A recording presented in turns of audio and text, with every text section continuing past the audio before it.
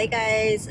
So I basically feel like the best way to do this update would be more like a real life update, and kind of share my thoughts, not always looking for like an opportune time to sit down and talk to you guys kind of in a more professional way.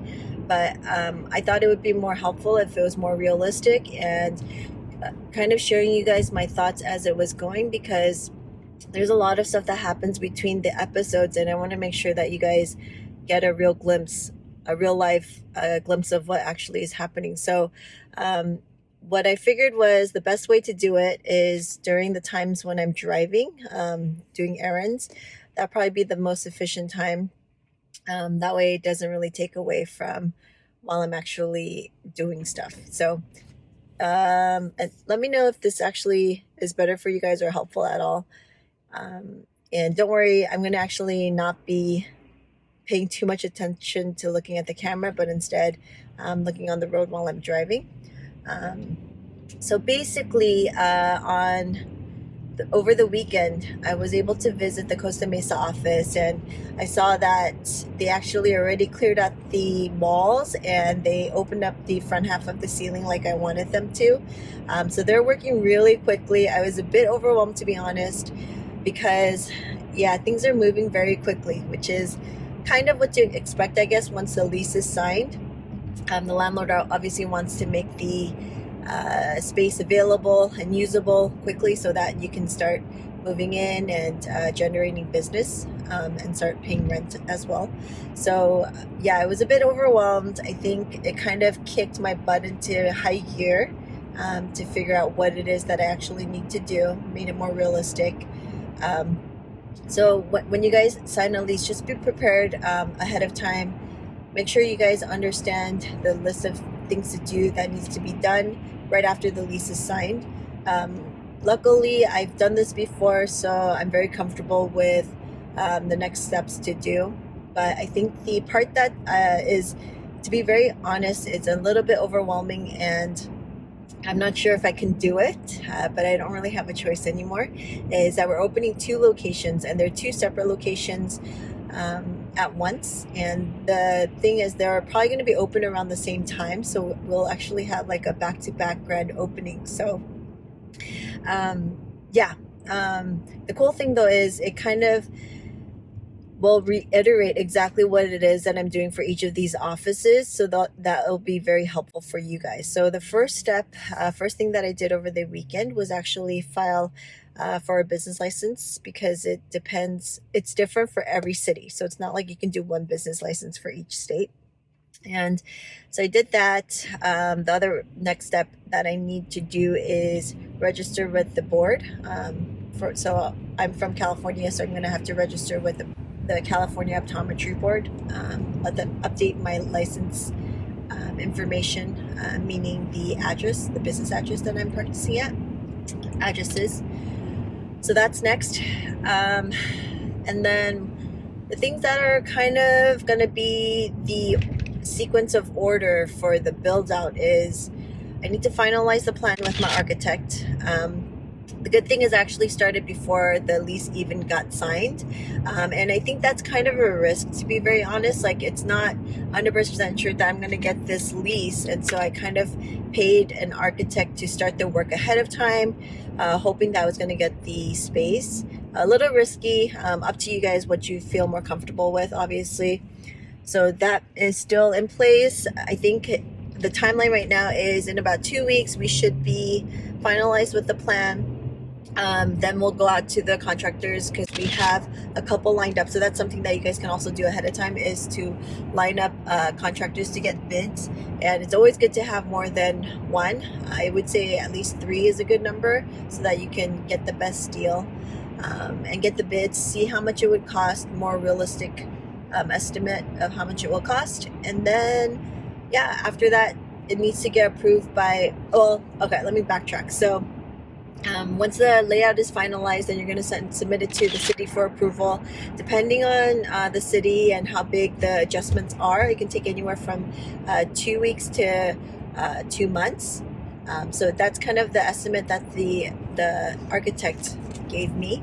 And then after that, or in the meantime, I'm working with somebody to help me with the branding of the logo and signage and stuff like that. Signage can take anywhere from 4 to 8 weeks, depending on how intricate it is.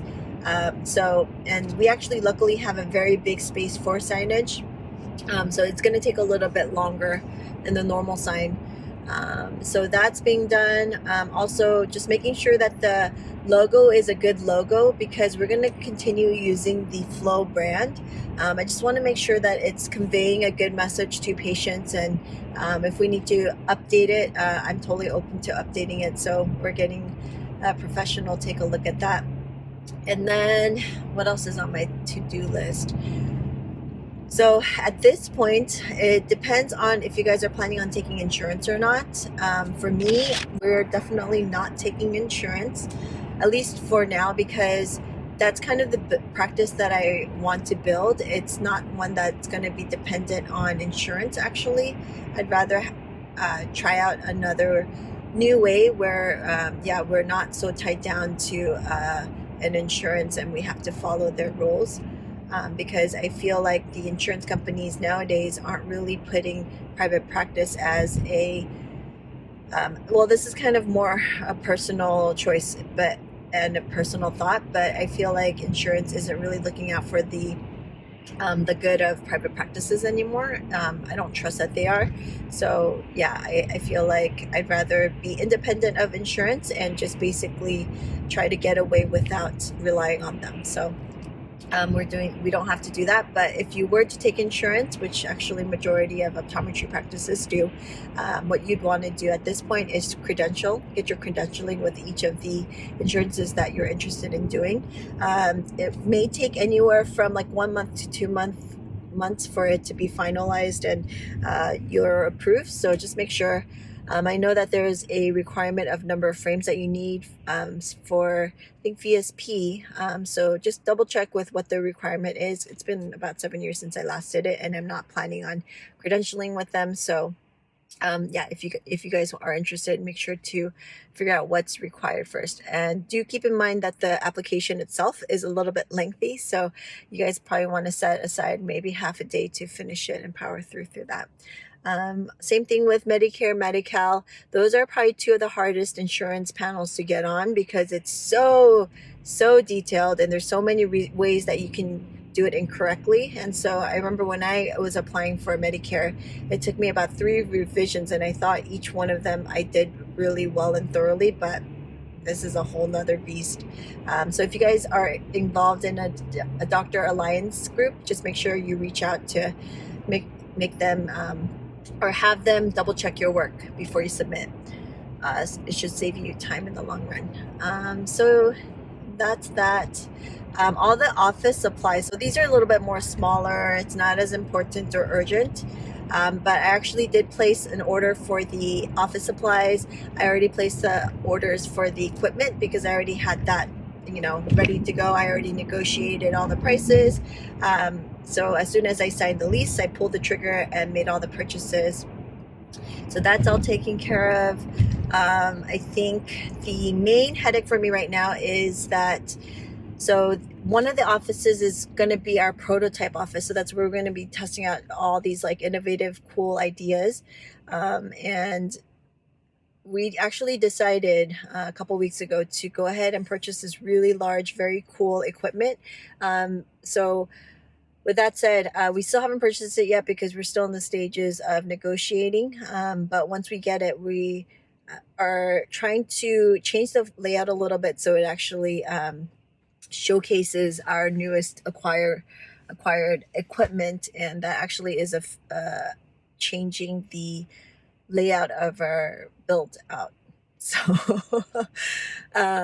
so basically that's all the stuff that is on my mind going forth. And then over the weekend also we met with our IT setup person, and he basically was checking to make sure that we had the tools, the internet cables and stuff like that. And I don't know exactly what he did, but basically he took a look at our office, got an idea of what needed to be done, and just double checking if we needed to do anything in terms of security and stuff for the internet. So there's a lot of other stuff I'm sure he is looking at, like in terms of security and asking about like battery backup and stuff like that. So it's a lot more involved than I know of. But besides that, the next hurdle, and this is something that I've been putting off, to be very honest with you guys, is I have to find employees.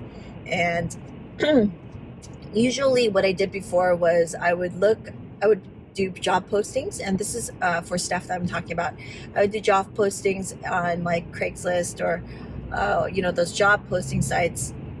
But I feel like this time I'm gonna try something different, because all the interviews, it's basically trying to meet them so that I can get their personality and get a feel for how they treat other people. But to me, it seems like the most efficient to actually see them already at work. And so I'm going to go out and go to local places and try to find the sales reps, or the employees that stand out to me and offer excellent customer service, because I feel like that's one of the things that I'm pretty good at. I can read people and I can tell kind of their work ethic and that kind of stuff. So that I have to do. So I'm gonna force myself. Maybe I can give myself like a little, like a motivating reward by like buying something. I don't know, but that has been procrastinated on for long enough. I just need to do it. I just don't. I think the old excuse of I don't have enough time, that's exactly what I feel like is a reason why I keep putting it off. Because to me, even though it's really important, there's like other things that are much more pressing right now. So what I'll do is I'll take you guys along. I don't know how much of it I can film while I'm actually doing it, but I'll take you guys along and kind of tell you guys my thought process as I'm going through it. Let's see what else.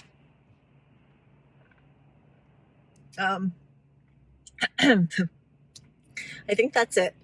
I just drank some matcha drink that I made at home, and it's super not well blended, and so the matcha powder is like stuck in my throat. So I'll keep doing these because I think it's the most efficient use of time right now. I don't know if I'm gonna have time to like actually set up and do like the professional setup from now on. So what I'll do is the time that I have to drop off my kids or run errands, I'll go ahead and press record. I think it actually is better because you guys will get a very unfiltered, because when you're driving, you can't really think too much about what you're saying. And so that's what I was hoping for these updates. It's a very unfiltered, telling you exactly what's on my mind, what's stressing me out. Because you probably are going to go through something very similar as I am through the process. So I think this is actually much more helpful. So I'll keep you guys posted, and I'll see you guys on the next video. And sorry if I keep looking right here. It's really distracting when you can see your own self talking. And so it's really hard not to look at yourself in the viewing area. But I know that the recording device is up there, so I'll try to get better about that. But yeah, I guess I'll talk to you guys next time. Bye.